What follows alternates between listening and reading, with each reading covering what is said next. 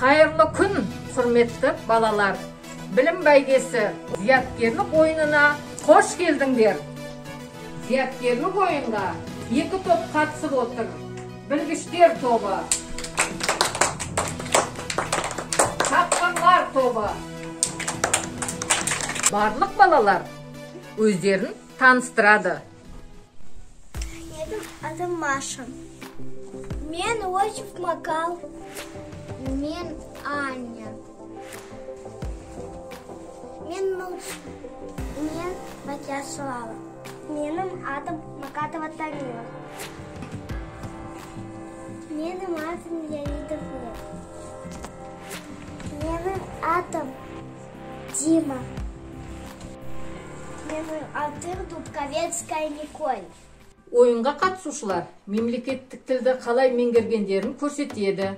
Кеңеске жету үшін балалар барлық білімдерін қолданып, ұжыммен жұмыс істей білуді көрсету керек. Зияткерлік ойының тақырыбы электрондық кестеде көрсетілген. Көктем, сөздер мозаикасы, жабайы аңдар, құстар әлемі, капитандар конкурсы. Балалар, әрбір дұрыс тапсырма үшін оюлар аласындар. Оюлар сендерге кілемді әшекейлеу үшін керек болады. Егер сендер көп ою алатын болсаңдар, сендердің кілемдерің де әдемі болып шығады. Ал енді сайысымызды бастаймыз. 2 командадан 2 бала шақырамын. Мен сұрақ қоямын. Кім бірінші қоңырауды соғып дұрыс жауап берсе, сол команда сайысты бастайтын болады балалар. Қазір жылдың қай мезгілі? Аня, айта ғой. Дұрыс. Балалар, қазір ойынды білгіштер командасы бастайды. Сұраққа жауап бермей тұрып, біз өткен саябақта көктем туралы өткен сабағымызды еске түсірейік. Сол сабақта біз балалар көктемнің белгілері туралы өз көзімізбен көріп бақылағанбыз. Енді экранға назар аударайық. Көктемде не болады? Слава. Қар ериді. Құстар ұшып келеді. Мұз ериді. Маша, мұз ериді. Тағы не болады? Жел болады екен, не балалар? Балалар, мынау қандай ағаш? Шырша. Мынау не балалар? Шөп шығады екен, көрдіңдер ме балалар? Білгіштер тобы санаттар бойынша тақырыптарды таңдайды. Көктем. Жақсы. Бірінші тапсырма. Көктем белгілерін айту керек балалар. Мысалы, көктемде ағаш отырғызады екенбіз. Тағы не болады балалар? Қар ериді. Жаңбыр жауады. Күн жылынады. Күн жылынады, жақсы. Шеше гүлдейді. Жақсы. Жел болады. Жарайсыңдар балалар. Тағы не болады екен? Мынау не балалар? Аю бағынады. Екінші командаға тапсырма. Балалар, сендер көктемгі табиғаттың өзгерістерін рет-ретімен қойыңдар. Тапқырлар командасынан кім шығады? Глеб шыға ғой. Глеб, сен ноутбукпен жұмыс істейсің. Ал тапқырлар командасы Глебке көмектесесіңдер. Сенде? Күн жылынады. Дұрыс. Тағы не болады көктемде? Қар ериді. Жақсы. Тағы рет-ретмен қоя ғой. Тағы не болады? Аю ұйқысына оянады. Құстар ұшып келеді. Жел болады. Дұрыс. Жаңбыр жауады. 2 командада тапсырманы дұрыс орындап, көктем белгілері туралы біраз әңгіме құрастырдыңдар. Сондықтан 2 командаға да бір-бірден оюларды табыс етемін. Мынау тапқырлар командасының оюы, мынау білгіштер командасының оюы. Екінші сұрақ. Качели әткеншек, а подснежник слова айта ғой. Бәйшешек. Дұрыс. Енді екінші тапсырманы білгіштер командасы орындайды. Сендер сөздер мозаикасы ойынын ойнайсыңдар. Экранда ашылған сөздерді айтыңдар. Енді мына таблица шыққан суреттерді атайық. Қараймыз. Мынау қандай сурет екен? Көктем екен. Тағы. Мынау не екен балалар? Құстар. Құстар. Ал мынау не екен балалар? Агуль. Дұрыс айтасыңдар. Ал мынау не балалар? Көп гүлдер екен, жарайсыңдар. Мына суреттер бойынша не айтуға болады? Тақпақ. Міне кесте арқылы көктем туралы тақпақты айтайық. Көктемде. Құстар ұшып кеткенде. Агуль, сары гүл, көп гүлдер көктемде. Балалар, енді келесі сайысқа өтеміз. Мында қарайық балалар. Не екен мұны? Сиыр. Тағы жылқы. Балалар, қайсысы артық екен? Піл. Неге піл артық балалар? Піл неге артық? Қанеке? Орманда тұрады екен, я?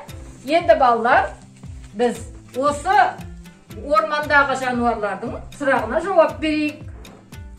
Сәлеметсіздер ме балалар? Менің достарымды атап бересіңдер ме? Орманда қандай аңдар өмір сүреді?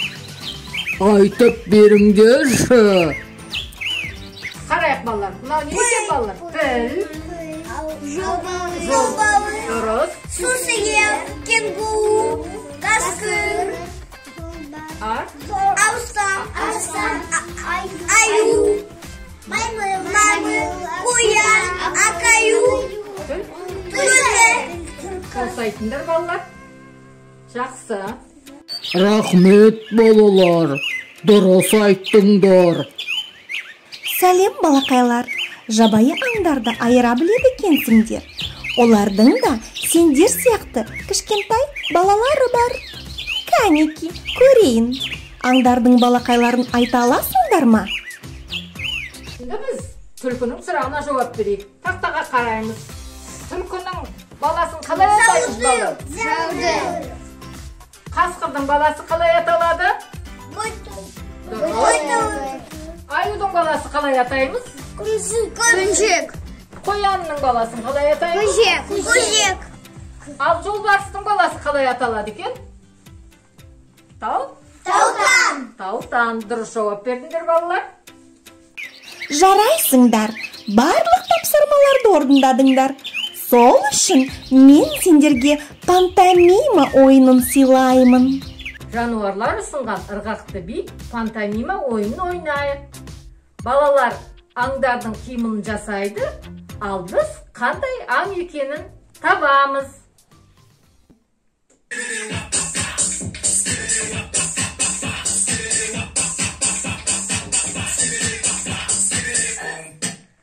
Бұл не бар?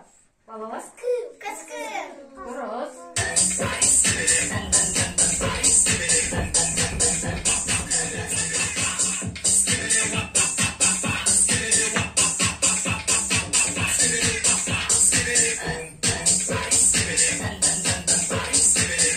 Бұл не балалар?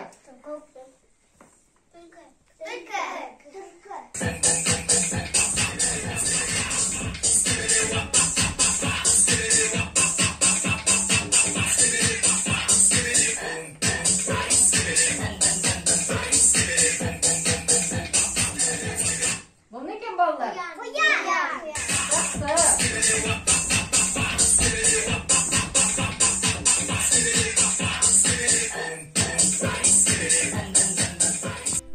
Балалар, мына суреттерге қараңдаршы. Бұл ойында басқа тұрғыш жұмбақтар друдлдар деп аталады. Бәрің бірге ойланып, суретті аяқтаңдар.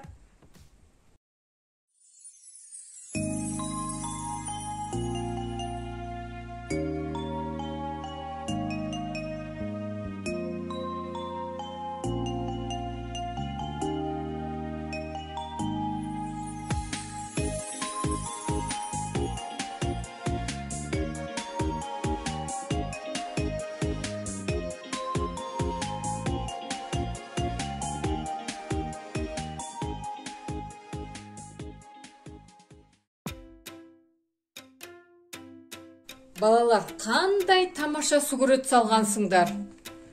Біреуінде тышқан, екіншісінде арыстан екен. Жарайсыңдар балалар. Екі командада тапсырманы орындап, бірнеше оюлар алдыңдар. Екі топта тағы бірнеше оюлар алды.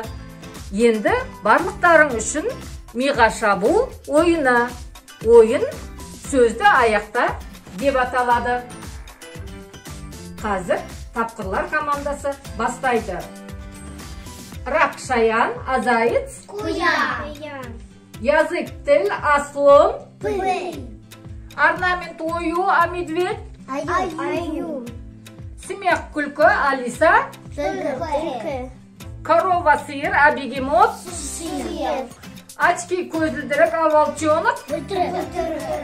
Жақсы балалар, отырыңдар. Жақсы балалар, жақсы.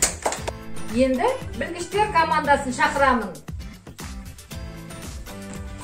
Сендер құстар туралы айтып бересіңдер.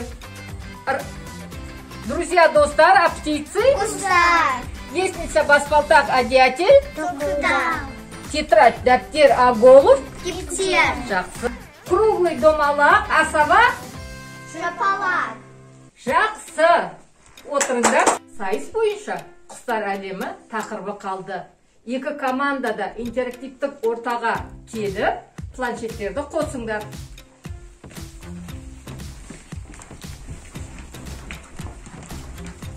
Ребуста жасырынған орысша сөздерді тауып, қазақшаға аударып беріңдер балалар.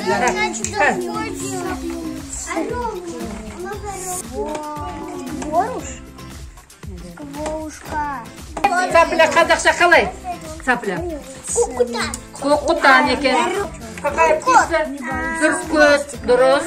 Ал сендерде қандай құс? Қандай? Сорока. Сорока, сорока. Қалай қазақша? Сауысқан. Сауысқан, дұрыс айттың. Сендер барлық ребустарды шешіп, құстардың атауларын атадыңдар. Енді жыл құстары мен қыстап қалатын құстарды ағаштарға бөліп, отырғызыңдар.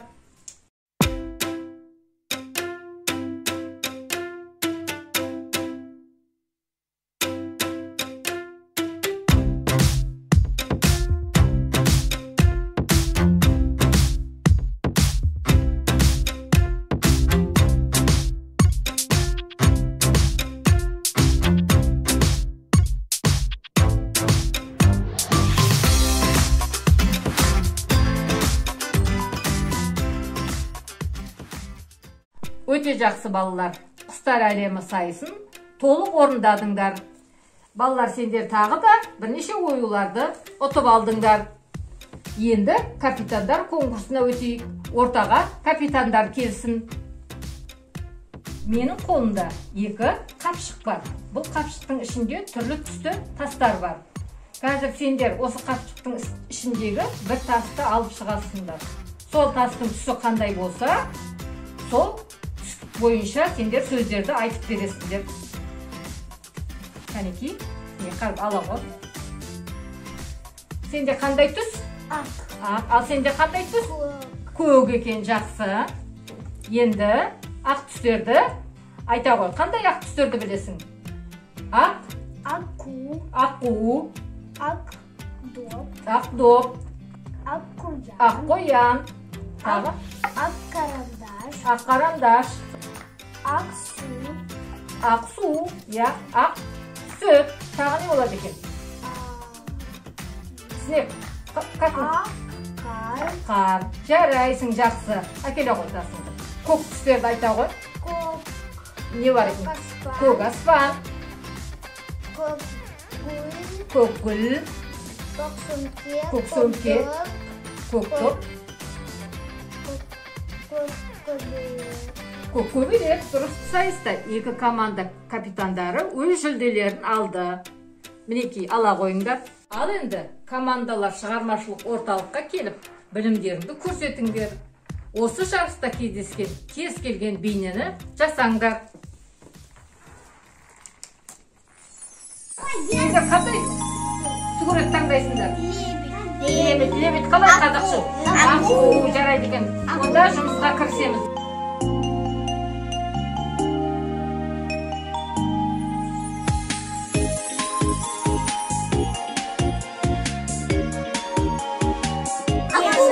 Не салдыңдар балалар? Аққу екен балалар, аққу. Гүл салдыңдар ма? Гүл. Жарайсыңдар. Өте жақсы гүл істепсіңдер балалар. Балалар, енді сайысымызды қорытындылап, ұтып алған оюларымызды санаймыз. Мынау көк түсті ою нешеуде? 1, 2, 3, 4 екен. Мынау қанша екен балалар? 1, 2, 3, 4. Мынау қанша екен балалар? Қане санайық тағы. 1, 2, 3, 4. Жарайсыңдар балалар, жарайсыңдар. Көп ой ұтып алыпсыңдар. Енді екінші команданың ойуын санайық.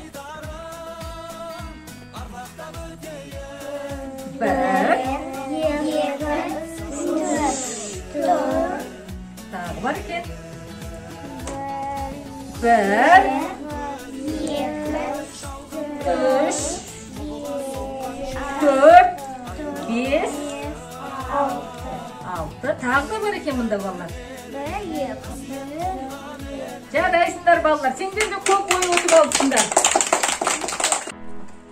Балалар, енді ұтып алған оюларыңмен кілемдерді әшекейлейсіңдер. Мінекей балалар.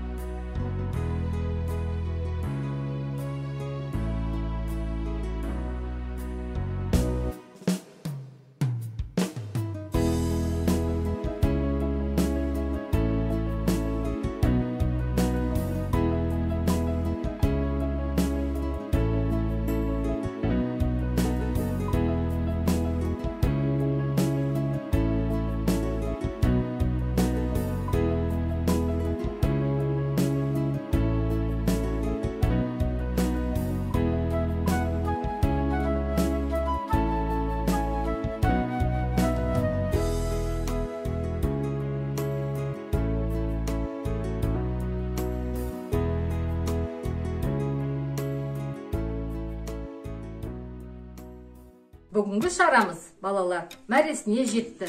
Сендер тамаша ұжымдық жұмыс жасап, ең бастысы мемлекеттік тілді меңгергендеріңді көрсете білдіңдер. Сүйем туған тілімді, анам тілін, бесікте жатқанымда берген білім, шыр етіп жерге түскен минутымнан құлағыма сіңірген таныс үнім. Егер сендер балалар көп тілді біліп, жаңашылдыққа ұмтылатын болсаңдар, сендерге бар әлемнің есігі ашық болатынына мен сенімдімін.